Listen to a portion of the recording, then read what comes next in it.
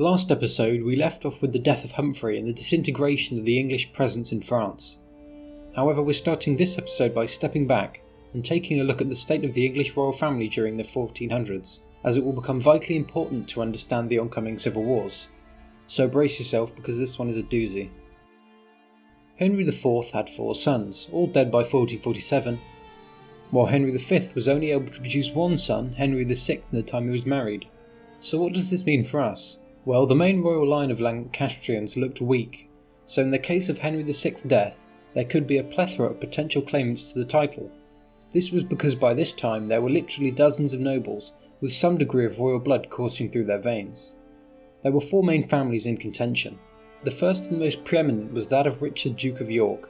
Descended from Edward III on both sides of his family, and the inheritor of several large estates across England, Wales and Ireland, his influence was second only to the king himself, and he was relatively young, at 36 by the start of this episode. He had succeeded Bedford as the overseer of the English holdings in France. Next were the Beauforts. They descended from John of Gaunt, Edward III's 3rd son, and his 3rd wife, although Henry Beaufort and his siblings were considered illegitimate, as Gaunt had not yet remarried before they were born. Their bastardy was eventually removed by Parliament, but they were prohibited from ever inheriting the throne. But they were powerful, and as Cicero said, laws are silent in times of war. Henry Beaufort died in 1443, so John Beaufort, his nephew, became the head Beaufort, but he too died in 1444, and the head of the family eventually became Edmund Beaufort, the Duke of Somerset. Then there were the Hollands, led by the fierce Henry Holland, Duke of Exeter. In 1447 they were also very powerful and prestigious. Finally there were the Staffords, who, led by Humphrey Stafford, not to be confused with Humphrey, Duke of Gloucester from last episode, was also a great-grandson of Edward III, and held much sway throughout the land and were afforded special privileges by the crown. This web of royal blood, which spun out in every direction across England, meant that in case of an uncertain succession, England could explode into chaos as these great families engaged in a no-holds-barred grudge match across the country. All that was left was to wait and see. A storm began to brew in England. Public dissatisfaction with the government grew during the 1440s, while disputes between local magnates began to erupt into small-scale violence, problems which the government seemed incapable of solving. The situation in France did not paint a pretty picture either, for Richard of York had been replaced by Edmund Beaufort in 1446. This paralysed the command as Somerset took his time crossing the Channel, while the French, responding to minor English attacks, smashed Normandy with all their force and captured the capital of Rouen in 1449, as Somerset fled in disgrace.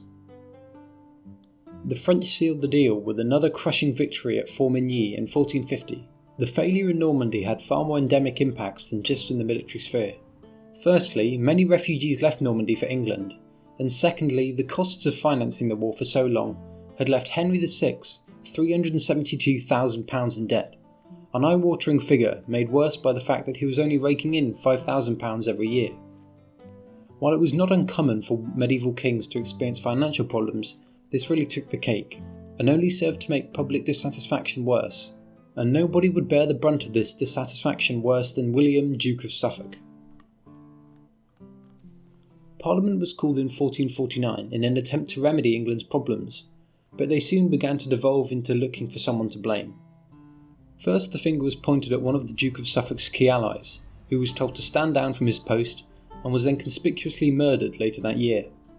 Suffolk knew where the finger would be pointed next, and when Parliament reconvened in 1450, he threw himself at Henry's feet and pointed to his and his family's many dedicated services to the crown. To an extent, this was true. Since 1430, Suffolk had built his career on dedicated service to England, but totally exposed for his failures in France, Henry's mercy and general support for Suffolk could not save him from the wrath of the Commons, and he was jailed by the House of the Commons on a generality before being formally charged with treason and a long list of heinous, albeit trumped-up charges. Suffolk's last hope lay with Henry, who eventually reduced his sentence from one of execution to a 5-year exile.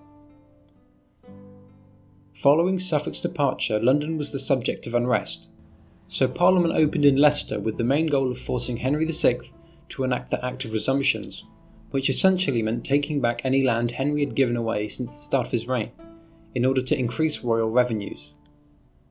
Meanwhile, Suffolk began his journey across the Channel, but he would never reach the other side. As he crossed, he was intercepted by another ship called the Nicholas of the Tower. He was brought aboard and welcomed as a traitor and summarily beheaded. His body was found along the shores of Dover not long after.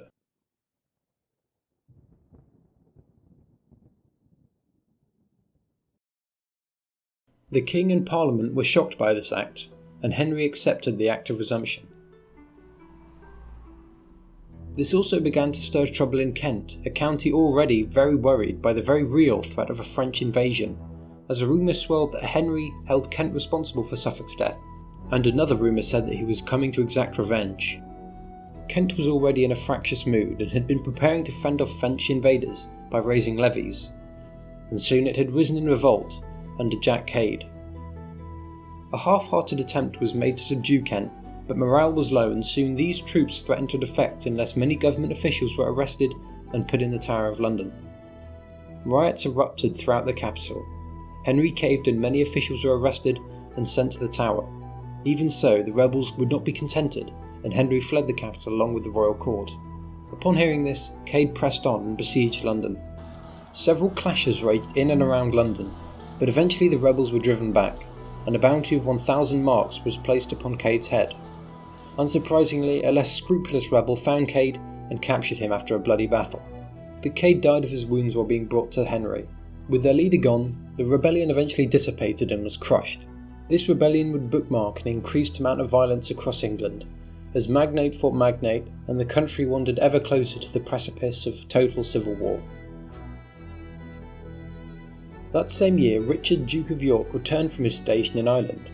His replacement as the overseer in France had come at a fortuitous time for Richard, as it meant he was not tainted by the failures in Normandy or at the heart of government. So when he returned, the government was uneasy about his intentions and tried to block his ship from arriving. When he finally did land, he began an overland journey to Parliament, forming a small army of followers as he went. Despite what it may have looked like, York most likely did not want to overthrow Henry and claim the crown for himself, as he was already the preeminent blood relative, but rather to grasp the reins of power and pull England out of the hole it had fallen into. Parliament, however, was not so generous in its assessment. Richard's arrival in London with an armed retinue did not do much to pacify the fiery populace, and everybody was on edge. Henry apologised for Richard's rough arrival in Wales, but Richard agitated for further political advancement. He asked Henry if he could execute your commandments, which essentially meant becoming his right-hand man. He was refused of this oh-so-generous offer, for Henry wanted to keep a council government, with Edmund Beaufort, the Duke of Somerset, at its head. Richard was offered a spot on the council, but, thoroughly disappointed, he left London and toured his estates, huffing and puffing as he went. Meanwhile, London began to endure violence between those who supported and those who opposed the Duke of York.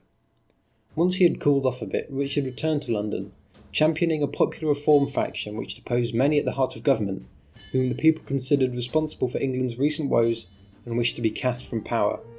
Although Richard and Edmund Beaufort were diametrically opposed, this did not mean that they had hit rock bottom yet. In fact, Richard helped to save Edmund's life after a mob broke into his house and nearly killed him.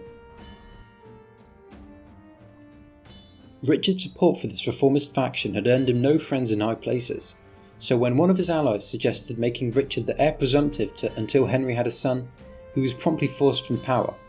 He spent the rest of 1451 fuming. He would not be allowed to fume in peace for long though, as one of his servants in the capital was ambushed and attacked. For York, this humiliation was the final straw. He called upon many towns in the south and raised forces in preparation for a march upon London. Ostensibly this was done for the good of the realm, but nobody was very impressed. If York wished to be the next Caesar, then he would be gravely disappointed. In a show of remarkable unity, most lords of the realm, even some of York's allies, rallied for the king at London, and a standoff ensued at Dartford, before Richard, understanding that he had no hope of overcoming the immense royal host, relented and became a prisoner in all but name. He was forced to swear a humiliating list of promises not to rebel and be a good lord and the like. The Duke of Somerset's victory had left him as the preeminent man in England, and gave him a new sense of authority with which to pursue his will. Despite the strife which still plagued the country, things seemed as if they were going in the right direction. Henry was taken around the nation, presiding over local cases and getting his face out there. Parliament approved new taxes to buff up royal revenue, while news of victories filtered in from Gascony. Speaking of France, the final English lands in the south were exceedingly vulnerable to French assaults, and finally on the 17th of July 1453, an English army was totally destroyed at the Battle of Castillon. This was the total and the final defeat for England. Bordeaux fell later that year, and 116 years of war between England and France were finally brought to an end. England left the war with Calais as their only continental possession. But England would not savour this quiet time for long. Within just 2 years the country would collapse into levels of chaos not seen in 4 centuries, while Henry VI, never a particularly active king, would suffer a complete mental breakdown. If you like this video, then make sure to subscribe, because next time, on the 3rd episode of this War of the Roses series, I'm actually going to be looking at the Wars of the Roses. So until then, goodbye.